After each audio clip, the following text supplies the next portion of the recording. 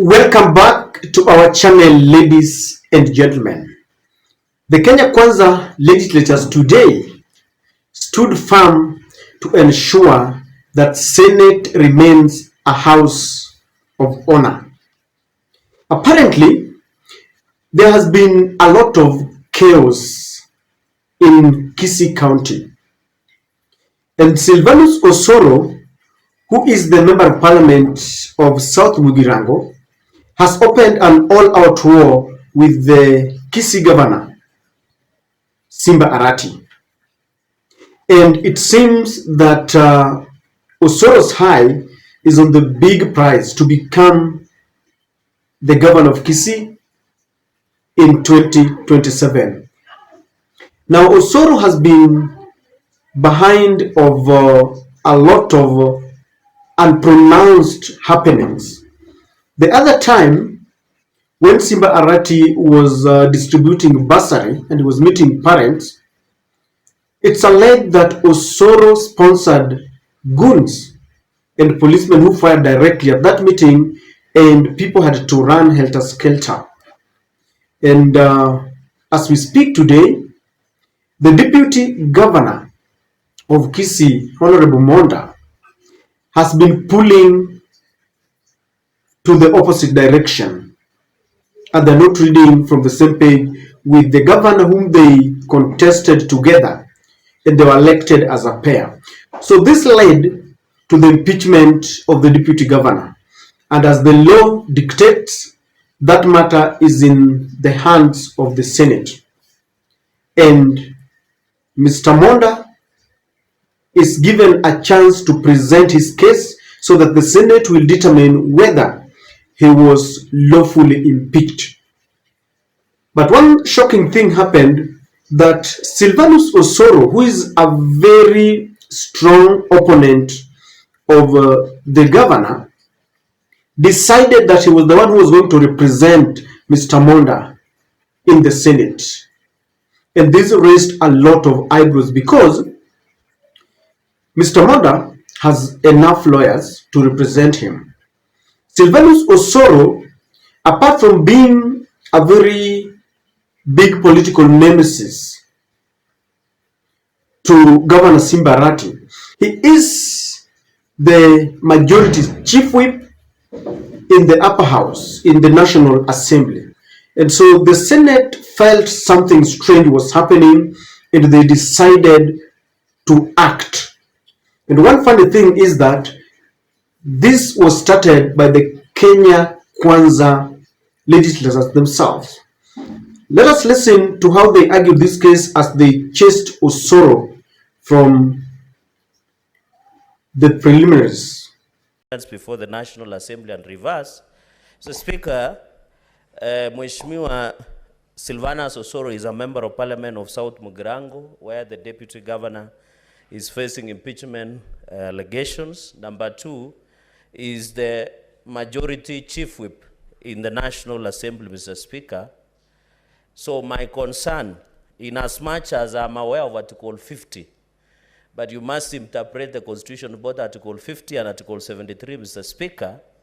I'm aware Deputy Governor Monda is allowed to have a legal representative of his own choice. Mr. Speaker, is it in order for my brother, Mheshimiwa Silvanus Osoro, the MP of South Mugirango, to appear on behalf of Robert Monda, the Deputy Governor? One, because he's a state officer, and two, of conflict of interest that he might send a mixed signals that he is a chief whip of the majority side in the National Assembly. And number three, whether, looking at Standing Order 252, whether the procedure of ensuring him appears before the Senate, not only as an advocate, but also as a member of Parliament. Mr. McHugh, under Article 93, member of Parliament is both a senator and a member of National Assembly. Mr. Speaker, some of us who are learned friends would have wished to appear on behalf of either side. If we allow Honorable Osoro to appear, it means as a member of Parliament, as defined under Article 93 of the Constitution, we can also appear on behalf of either sides that are bringing impeachment motions, Mr. Speaker. And number two, and finally, it is in the public domain, and this will be my conclusion, that the governor of Kisii, Mheshimiwa Simba Arati, and Honorable Silvanus Osoro have had a public altercation. Mr. Speaker, I beg that we should not use Senate as a playground of local politics of what is happening in Kisii, Mr. Speaker.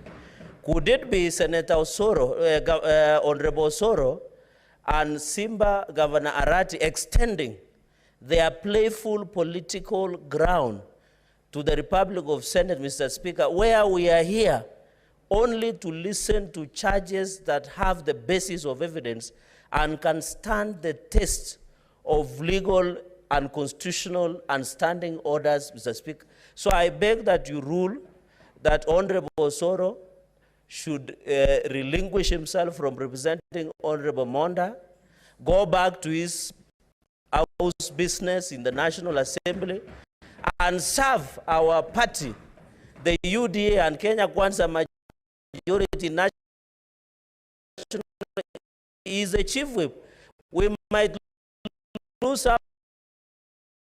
of the bills at the National Assembly, while Mheshimiwa Osoro is busy representing for personal, financial, gainful, and propelling his professional at the expense of the position that we gave him in the National Assembly, Mr. Speaker. So I beg your ruling, and Senator Osoro should go back to serve the people of South Mugirango and members of National Assembly, Mr. Speaker, and allow this House to proceed. And I know Senior Counsel Katwa Kigen and the other retinue of colleague Leonard can do their job well, Mr. Speaker. So I request that on PO, let Mheshimiwa Osoro, there is no problem. They can still continue fighting with Governor Arati in funerals in Kisii, but not in this House. I submit, Mr. Speaker, sir.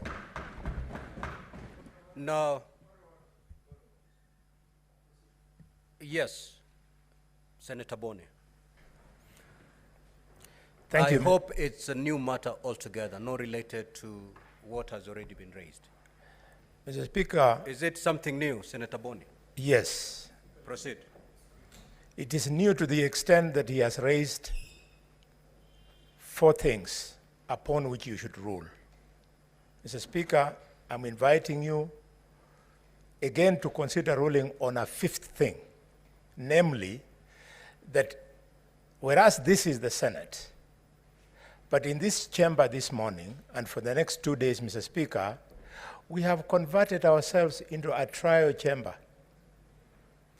And therefore, Mr. Speaker, any member of parliament seated in this chamber is seated here as a judge to what's going on.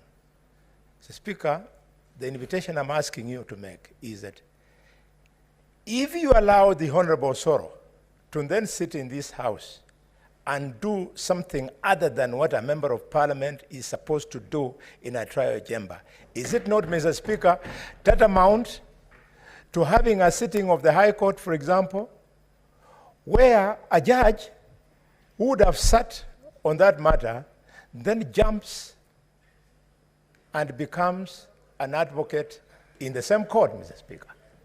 And Mr. Speaker, because we are now going to be setting a precedent, we request you to consider this issue long and hard, because we have some very eminent lawyers in the National Assembly and this Parliament who will then start abusing this to the extent that it will be the disadvantage to the impeachment process. I thank you.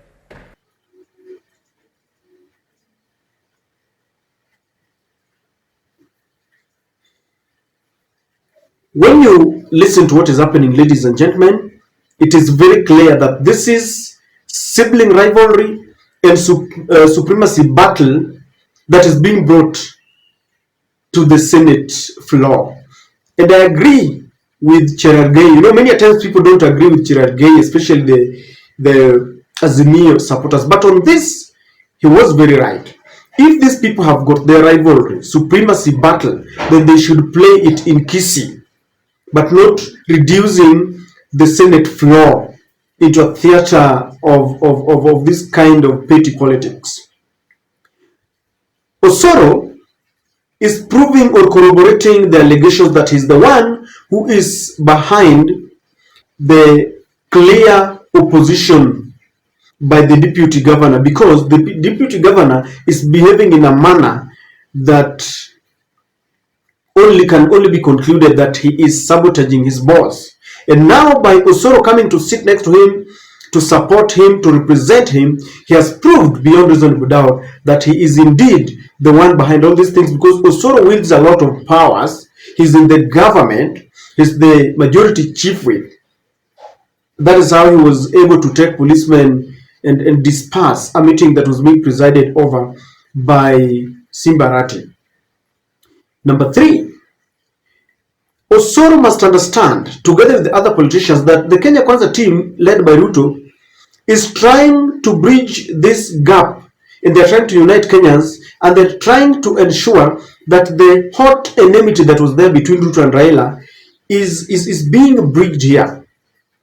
And that is why the senators did not allow it to happen. Why it during those days when there was a gap, I'm telling you, Osoro would have been allowed to represent Monda.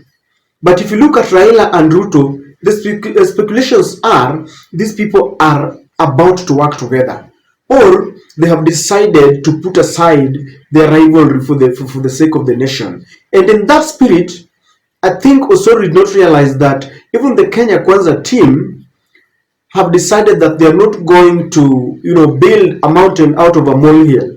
That kind of enmity, that kind of, onslaught and attack, it has reduced. Even people like Gachagua, they are watching from a distance because they've realized that things have changed. And Osoro is not coming to terms with the fact that Ruto and Raila are trying to bring their people together. And if you ask me, Osoro was served right. And I want to say this. We need to enact laws to ensure that deputy governors are given their roles. Number 2, if there are elected leaders, let others who have got appetite for the same positions wait until 2027. Even Raila himself has now given Ruto time to implement his policies.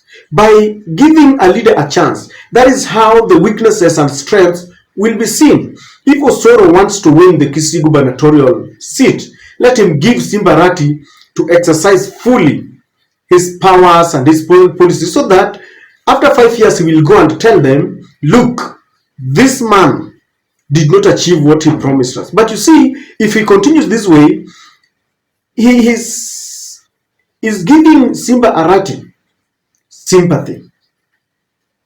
Even those who did not agree with Simba Arati will agree with him, because this is now sabotage. Furthermore, Osoro is a member of parliament. He should concentrate on South Mugirango constituency. Let him handle the issues in South Mugirango, and let him handle his role as the majority chief whip. I think he's got enough roles to play than going down there to start this sabotage. Someone was telling me from Kisii that the governor, Simba Arati, like the name suggests, he's a lion and is not a pushover. And that is my take.